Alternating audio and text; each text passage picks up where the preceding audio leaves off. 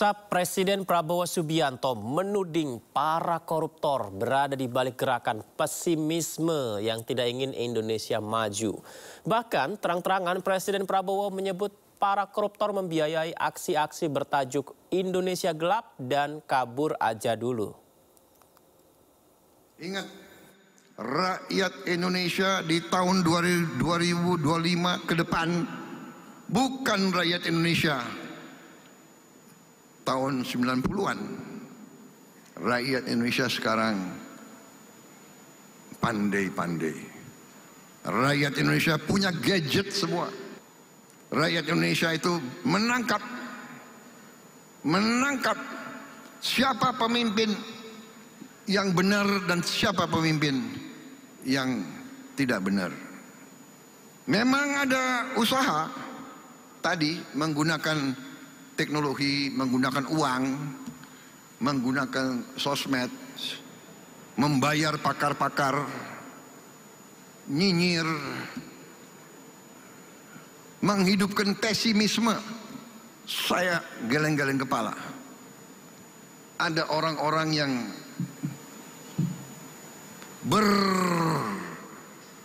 berperan sebagai orang pintar, berperan sebagai pemimpin, tapi yang disebarkan adalah pesimisme. Indonesia gelap, kabur aja deh. Lo kabur aja lo. Emang gampang lo di situ, di luar negeri, di mana lo? Lo dikejar-kejar di situ lo. Ini, dan ternyata memang ini adalah rekayasa. Ini dibuat-buat, ini dibayar. Oleh siapa? Oleh mereka-mereka yang ingin Indonesia selalu gaduh, Indonesia selalu miskin. Ya, koruptor-koruptor itu yang biayai demo-demo itu. Indonesia gelap, Indonesia gelap. Sorry, Indonesia cerah. Masa depan Indonesia cerah. Saya sudah lihat angka-angkanya, kekayaan kita luar biasa. Tinggal kita bisa mengelola atau tidak. Tinggal kita berani atau tidak menjalankan perintah Undang-Undang Dasar. Presiden Prabowo Subianto seperti yang kita saksikan tadi mengklaim upayanya memerangi korupsi di Indonesia membuat para koruptor gerah dan melakukan perlawanan. Salah satunya yang dikatakan Presiden adalah dengan menyebarkan pesimisme di masyarakat, selalu menyerang kebijakan pemerintah hingga aksi Indonesia Gelap dan Kabur Aja Dulu. Kita akan membahasnya bersama juru bicara Amnesty International Indonesia, Bung Hairil Halim, dan juga Ketua Umum Solidaritas Merah Putih, Bung Sylvester Matutina, yang sudah bergabung melalui sambungan Zoom. Assalamualaikum semuanya, apa kabar? Selamat sore. Waalaikumsalam, Mas Yudi. Terima kasih banyak sudah bergabung di Sindo Sore. Saya ke Bung Sylvester dulu kali ya. Bung Sylvester, jadi aksi Indonesia Gelap Kabur Aja Dulu ini didanai koruptor, apa gimana? Ya, pastinya seorang presiden tidak mungkin ya memfitnah rakyatnya, dan pastinya apa yang diucapkan oleh seorang presiden itu pasti A1. Karena apa? Karena banyak sumber-sumber intelijen yang menjadi rujukan. Dan kita lihat sebenarnya bukan itu. Ya, demo Indonesia Gelap ini kan kalau nggak salah itu 3 kali ya. Yang mana akhirnya di situ terbukti dengan ada pendanaan yang disalurkan oleh koruptor sawit, yaitu melalui pengacara Marcella, yang mana kita ketahui bersama bahwa itu ada dana yang mengalir yang pertama kepada Tian Baktiar ya. Tian Baktiar ini adalah ex-direktur pemberitaan JAK TV, itu sekitar 480 juta untuk membuat narasi-narasi yang menjatuhkan pemerintah. Yang kedua kepada M. Adia Muzaki, Ketua Cyber Army yang mempunyai sekitar 150 buzzer. Jadi memang kalau secara logika, ya kan nggak mungkin juga demo-demo ini kan nggak dibiayai ya. Karena apa? Karena kan kita perlu kayak konsumsi, logistik terus itu. Logistik ya, mobil demo dan sebagainya untuk ya nggak usah kita munafik lah bahwa memang ada yang pendemo ini juga dibayar gitu loh. Jadi tapi yang terang benderang itu kan bahwa kejaksaan ya kan menurut pengakuan yang terjadi itu ya kan sudah ada pendanaan yang mengalir yang saya bilang tadi kepada Ketua Cyber Army itu dan juga Direktur Pemberitaan Jak TV itu. Dan itu menurut saya sangat terang benderang ya. Dan saya kalau seorang presiden bicara ya nggak mungkin lah presiden ini akan memfitnah atau mengeluarkan berita bohong. Jadi kembali itu yang kenyataan yang terjadi gitu loh. Dan memang selama ini pun saya bersama teman-teman pendukung pemerintah selalu melihat itu dan mendapat kabar yang info A1 mengenai hal itu. Oke. Baik, Bung Hairil, sebelum kita membahas tema kita, tadi siang Amnesty International Indonesia dan kawan-kawan menggelar konvers soal sidang Tom Lembong dan Hasto Kristianto yang disebut political prosecution. Ini apa yang disampaikan di situ, Bung Hairil? Jadi memang kita melihat ada upaya untuk atau langkah-langkah politik yang diambil terhadap mereka-mereka yang berada di seberang kekuasaan pada saat itu, yang berada di kubu oposisi. Dan inilah yang tergambar dalam beberapa kasus hukum yang teman-teman koalisi masyarakat sipil pada pagi tadi untuk sikapi dalam hal ini yang paling terbaru merujuk kepada vonis yang dijatuhkan terhadap Tom Lembong dan juga beberapa kasus hukum lainnya yang sedang berjalan, yaitu dalam kasus lainnya itu Hasto Kristianto.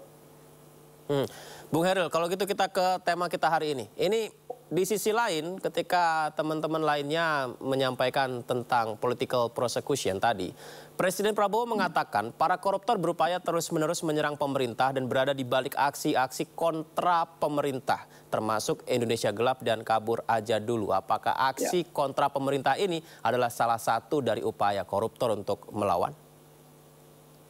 Jadi kami melihat statement dari Pak Presiden tersebut itu tidak berdasarkan bukti, tidak ada bukti yang bisa dikemukakan ke publik. Siapa koruptor yang mendanai aksi Indonesia Gelap? Kalau memang dasarnya tadi adalah pengakuan Marcella di kasus Kejaksaan Agung, itu saya rasa Marcella sendiri sudah membantah video pernyataan yang ditampilkan oleh Kejagung tersebut, bahwa dia membantah ada keterkaitan dirinya dengan gerakan-gerakan Indonesia Gelap dan juga penolakan terhadap RUU TNI. Itu satu. Kedua, saya rasa Pak Presiden harus dalam hal ini juga mungkin istana harus membuktikan memberikan bukti kepada publik luas mengenai statement dari Pak Prabowo kemarin yang menyatakan bahwa aksi Indonesia Gelap ini maupun Kabur Aja Dulu didanai oleh koruptor. Si koruptor siapa yang dia maksud? Ini kami khawatir statement seperti ini adalah merupakan suatu bentuk serangan terhadap kebebasan berekspresi dan hak warga sipil untuk menyampaikan protes yang sah dan damai di masyarakat. Jadi ini adalah upaya untuk mendelegitimasi gerakan masyarakat sipil dengan melontarkan informasi-informasi yang sebenarnya tidak ada buktinya dan tidak bisa dibuktikan secara logis di publik. Kalau memang ada buktinya, kemukakan ke publik.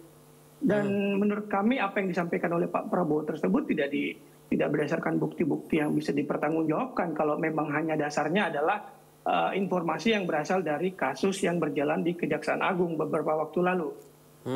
Bung Sylvester tadi sempat sampaikan tentang bukti-buktinya tuh. Boleh disampaikan kembali Bung Sylvester? Jadi gini Bang Hairil, saya mengerti sih kenapa Amnesty International Indonesia ini terus melakukan narasi-narasi yang beginian ya. Karena memang ya sama saja gitu loh, ya kan, dengan istilahnya gerakan untuk mengkerdilkan pemerintah. Karena begini loh, ini kan Tian Baktiar udah ditahan, terus mau bukti apa lagi?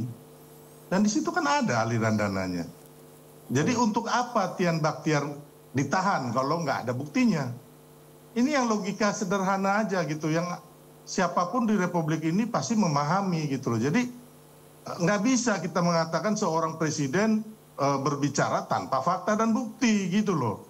Ya kan, kalau nggak ngapain gitu loh, Marcella ditahan, Tian Bachtiar ditahan. Ini kan sudah terang benderang. Jadi kembali lagi, ya saya mengerti Amnesty Internasional juga ini pendanaannya dari mana kan kita juga hampir-hampir tahu lah ya kan.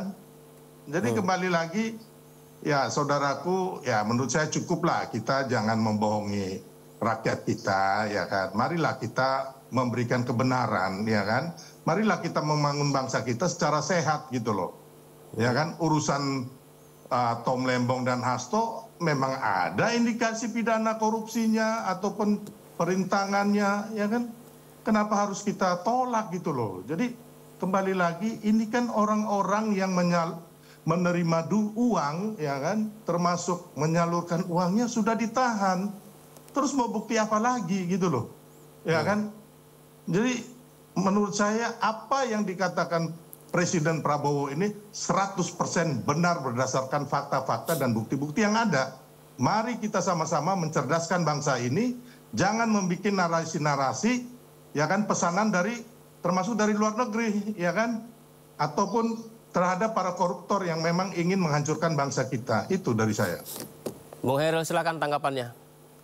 Ya, saya kira inilah narasi-narasi yang sering dikemukakan oleh pemerintah maupun mereka-mereka yang pro terhadap pemerintah, yaitu kritik yang sah terhadap pemerintah itu dinarasikan sebagai agenda asing lah, atau maupun upaya untuk mengkerdilkan pemerintah. Padahal kalau kita berkaca pada perspektif hak asasi manusia, kritik itu penting untuk memberikan koreksi terhadap kebijakan-kebijakan yang lahir di dalam pemerintahan. Dalam hal ini Indonesia Gelap itu saya kira merespon terhadap berbagai masalah kebijakan pemerintah pada saat itu yang terjadi.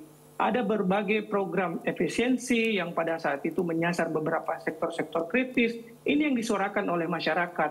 Mahasiswa turun ke jalan untuk menyuarakan kritikannya terhadap kebijakan pemerintah dan penolakan terhadap sejumlah proses legislasi di DPR. Dan saya rasa itu tidak ada hubungannya sama sekali dengan pihak-pihak asing yang seperti Bung Silvester bilang sebelumnya. Dan kalaupun rujukannya tadi adalah kasus Marcella di Kejaksaan Agung, saya kira Bung Silvester silahkan mengecek bantahan Marcella bahwa dia tidak ada kaitannya dengan gerakan Indonesia Gelap dan penolakan terhadap undang-undang. Jadi aliran uang yang Bung Silvester maksud tadi itu merujuk kepada narasi-narasi yang terkait dengan kasus yang sedang ditangani oleh Kejaksaan Agung. Saya kira berhentilah kita untuk mencari kambing hitam terhadap respon-respon kritikan-kritikan yang ada di publik. Harusnya Presiden sebagai pemimpin tertinggi di negara ini itu harus terbuka, legowo menerima, oh ada kritik dari masyarakat. Kita harus mendengar, bukannya malah meresponnya dengan mengatakan ini didanai oleh koruptor lah, ini didanai oleh asing lah. Banyak dari orang-orang, saya kira mayoritas dari mereka-mereka yang turun ke lapangan itu merupakan aspirasi yang murni, mereka berasal dari keyakinannya sendiri. Mereka ingin bersuara, menyatakan pendapat kepada pemerintah, dan itu bukan karena adanya kontrol asing ataupun pendanaan dari koruptor. Saya kira itu misleading dan harus dibenarkan. Jadi kita tidak boleh, jangan-jangan nanti dengan adanya statement Pak Presiden seperti ini, orang-orang yang mengkritik pemerintah itu akan dianggap pro koruptor. Jadi kita mengkhawatirkan adanya label-label seperti ini. Harusnya itu respon pemerintah adalah membiarkan adanya aksi-aksi protes damai di masyarakat dan berikan ruang seluas-luasnya kepada masyarakat. Baik, Bang Silvester silakan. Ditahan itu kenapa? Gimana Bang Silvester? Tian Bachtiar itu ditahan itu kenapa? Kan itu ada aliran dananya. Itu gimana itu? Kalau itu memang berasal dari kasus yang mana, Bang? Kalau saya tanya ya kan, ke Abang. korupsi sawit itu. Korupsi sawit. Sedangkan Marcella sendiri sudah membantah tidak ada hubungannya dengan gerakan Indonesia Gelap. Dengar dulu, Bang. Sampai saat ini Tian Bachtiar itu masih ditahan. Iya, berarti saya kan mengerti, ada kesalahan situ. Ada unsur pidana. Jangan ada unsur menafikan. pidana. Ada unsur pidana, tapi itu terkait dengan kasus CPO di Kejaksaan Agung. Kita berbicara mengenai kasus Indonesia Gelap ini, gerakan Indonesia Gelap. Loh, ya kan ngapain Tian Bachtiar ditahan kalau nggak ada bukti-bukti mengarah kepada pidana, gitu loh, korupsi itu Bang. Jadi Iya, tapi apa hubungannya Jadi kalau itu Anda dengan Indonesia menarasikan gelap, bahwa Bang? seolah-olah pemerintah itu anti kritik, tidak. Pak Prabowo itu membuka ruang seluas-luasnya untuk kritik. Enggak Bang. Jadi yang penting jangan membangun narasi. Kalau saya mau tanya lagi, Amnesty Internasional ini pendanaannya dari mana? Kami berdasarkan donasi masyarakat, Bang, publik. Masyarakat mana? Masyarakat luar negeri atau Amnesty ini Indonesia? berasal dari Amnesty ini gerakan hak asasi manusia global, Bang. Iya, yang dari punya mana? membership Dari luar 1 negeri, juta, kan? 10 juta di luar Kan negeri. jelas dari luar Dan ada negeri. di Indonesia. Jadi Kan ada tujuan. tidak ada. Ada Kami tujuan gerakan hak tertentu. asasi manusia mendukung segala bentuk free ekspresi, ekspresi damai yang dinyatakan Baik. tanpa menggunakan kekerasan. Jadi Saya rasa tidak tahu benar apa enggak, tapi George Soros juga mendanai Amnesty International, right? Right or wrong? saya kira itu sudah Udahlah, lama kalian kan diputar, ngomong Bang, ketika ada kritik terhadap berdasarkan pemerintah. pendanaan dari luar negeri. Baik. Gitu loh. Kalau kami ini nggak ada yang mendanain loh. Kalau soal Mendukung dana pemerintah. mendanai, Bung Sil, mungkin saya pengen di dialog episode berikutnya nih. Kita kesini dulu nih, nanti terlalu panjang dialog kita. Tapi izin rekan-rekan sekalian, saya ingin ke informasi ini terlebih dahulu ya. Mengenai Wakil Ketua Komisi 7 DPR RI, Rahayu Saraswati Joyo Hadikusumo, yang menegaskan masyarakat Indonesia seharusnya bersyukur karena Indonesia merupakan negara yang aman dari konflik. Berikut ini. Jangan hanya karena istilahnya udah jengkel sama negara sendiri, segala hal dianggap jelek. Gitu loh. Silahkan kalau misalkan Anda mau tinggal di luar negeri, monggo. Ya, bukan saya mengusir, tidak. Tapi kembali lagi, sama aja dengan yang tadi soal merantau dulu, soal kabur aja dulu dan seterusnya.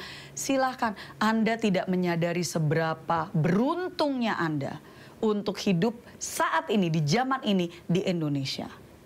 Dengan segala keterbatasan yang ada di negara ini, bersyukurlah.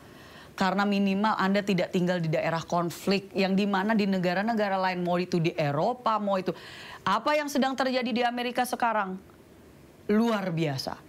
Ya, kalau Anda nggak tahu, risetlah, lihat apa yang sedang terjadi di negara-negara maju saat ini. Tidak semudah itu juga untuk mendapatkan pekerjaan di sana. Homelessness lagi tingkatnya sedang tertinggi sekarang di Eropa dan di Amerika. Nggak punya rumah, tinggalnya di jalan. Gitu loh. Jadi jangan hanya karena ngelihat di media, di film, seolah-olah semuanya baik-baik saja, terus Anda semudah itu percaya. Kembali kita lanjutkan dialog, saya ke Bung Hairul terlebih dahulu. Saya kutip sedikit ya. Hidup di zaman ini, di era ini dengan segala keterbatasan, bersyukurlah bukan di wilayah konflik, risetlah di negara maju pun saat ini tingkat homeless juga sangat tinggi. Bersyukurlah tinggal di Indonesia. Bagaimana menanggapinya Bung Hairul?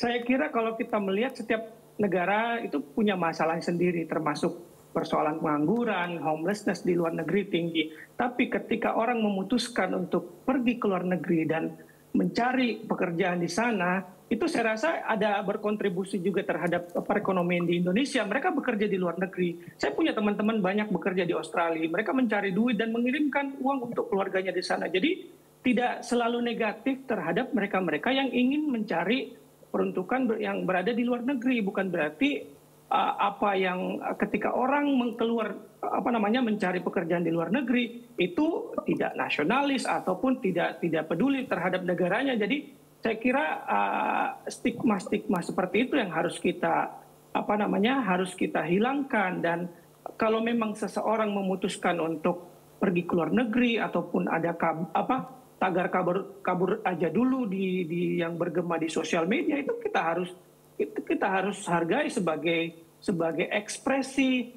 terhadap kegelisahan terkait permasalahan ekonomi maupun persoalan keadilan di Indonesia. Jadi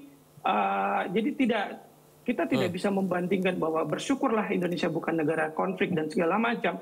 Intinya apapun yang diekspresikan oleh masyarakat, baik dalam hal ini keinginan mereka untuk kabur aja dulu ke luar negeri untuk mencari pekerjaan, itu harus ditanggapi secara secara bijak oleh pemerintah dan tidak dilabeli sebagai gerakan-gerakan yang ingin mendelegitimasi pemerintah. Baik, sebelum pertanyaan dari saya, Bung Sylvester ada yang ditanggapi, silakan.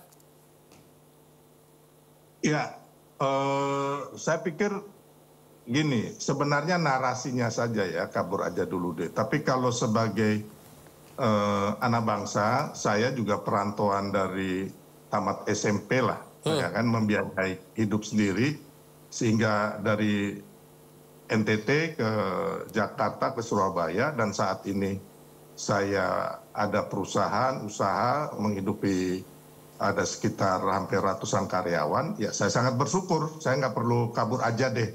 Saya bersyukur hidup di Indonesia yang menurut saya bahagia sekali menjadi orang Indonesia gitu. Tapi kalau ada yang mau kabur aja dulu deh, ya silakan aja ya kan. Tapi narasinya menurut saya ya mungkin seperti para TKI, TKW ya kan yang banyak ada di luar negeri, mereka saya pikir nggak menarasikan hal yang itu gitu loh. Yang mungkin agak kita sesalin narasi-narasi yang dibangun ini.